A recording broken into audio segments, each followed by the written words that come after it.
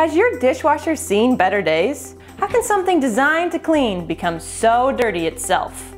Here are 4 simple steps to help maintain your dishwasher. First off, you want to clean your dishwasher about every 6 months. Soap residue and deposits can build up inside, making it less effective. The first step is to make sure the drain is clear. Remove any large deposits, food scraps, or anything that could be preventing the flow down the drain. Step 2. Place 1 cup white vinegar in the top rack and run it through an entire cycle. This will help loosen any grime and sanitize the dishwasher. Third, after the previous cycle completes, sprinkle a cup of baking soda along the bottom.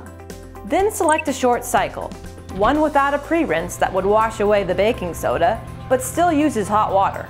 The last step is optional, but necessary if the door on your machine has become loose. First, shut off the power and water to the dishwasher. Then, simply remove the screws on the underside of the countertop and slowly slide out the dishwasher.